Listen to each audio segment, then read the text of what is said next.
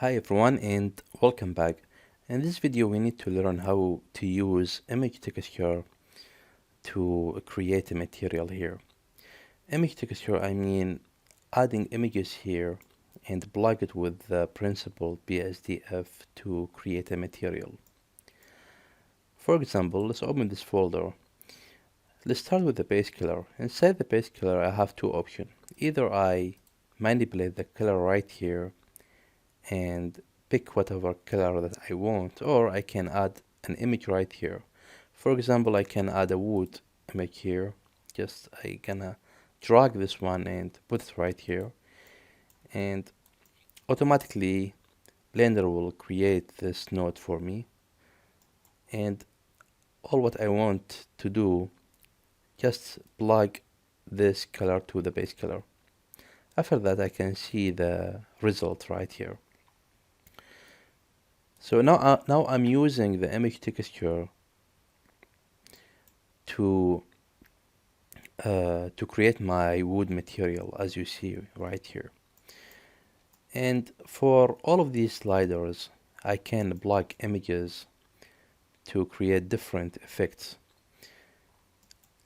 For example, the roughness. If I take the roughness down, you can see that roughness, this slider affects the whole material, but I can make some area rough and some area don't. But with this slider I can't do this unless I add image texture to control the roughness. Alright, let's take example. I will hide the shader ball temporarily and I will add a plane here. Let's hit S to scale it just a little bit, and I just need to move it, and I will rotate it just a little bit like this. Alright, now I will create a new material for this plane, and let's go to the image texture. Here we have this image right here. It's from white to black. We have a gray area. We will use this image and plug it inside the roughness. I just want to see what will happen if I add black, and what will happen to the roughness when I add white color, and the same thing for the gray. So let's take this image and let's put it right here. Alright, now I will plug the color to the roughness right here. And the most important thing that I need to do, I need to switch the RGB to none color, because we don't have any color when we added this image. And this is a very important thing to know. Inside the roughness you don't need to use an RGB, you just need to use black and white image. So the color space, you need to change it to non-color. Alright, I just need to see the color on the plane here. Let's plug it to the base color temporarily. Yeah, now I can see the image right here. Here we have the white circle, and here we have the black rectangles or squares. Alright, let's unplug this. I will hold Ctrl and right click to cut this connector right here, and I will hit Z to go to the render to see what will happen here. So now all what I did is I just controlled the roughness by this image. I will take this down just a little bit. I will make the color a bit gray. Maybe I need to rotate this just a little bit towards us.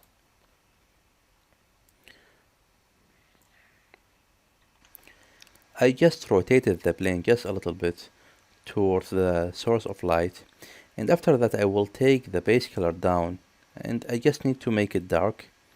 Something like this will work. And alright, I finished. I just need to render the image. I will render it and I will come back.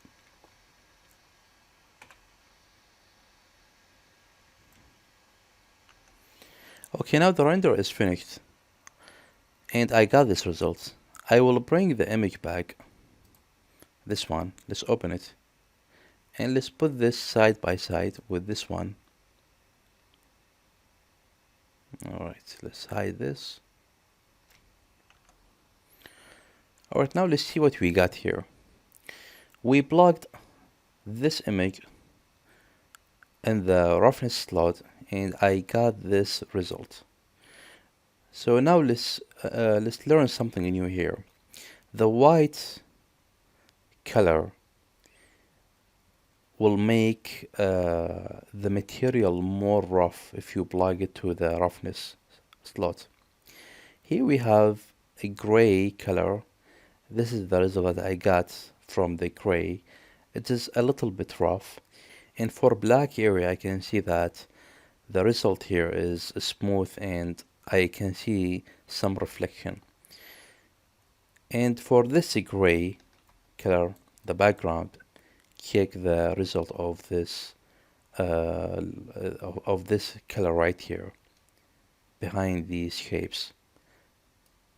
You can see that some reflection. It is not sharp like what I have here, but I can see some reflection. Alright, the idea of this image, I just need to show you what will happen if you add a black and white image to the roughness slot. Okay, what will happen if I used one of these texture? I will show you, for example, this one. I have black area, gray area, and white area. Let's plug this to the material and let's see what will happen. Alright, I will exit from the render and I will hide this plane and hide it in the render as well because I don't want to see it in the render. And let's go to the shader ball, let's activate it.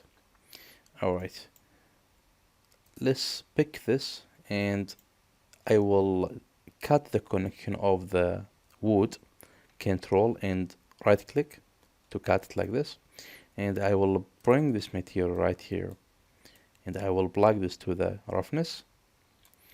And as I said, it's black and white image. I need to change this to non-color and I will render this and I will come back. Before I render this result, I just forget to tweak something here. For example, the base color, I just need to take this down and make it dark so I can see the effect better. And almost that's it. I can render this. Let's hit Z and go to the render and let's see what will happen. Alright. Oh, that's cool. I will render it and I will come back.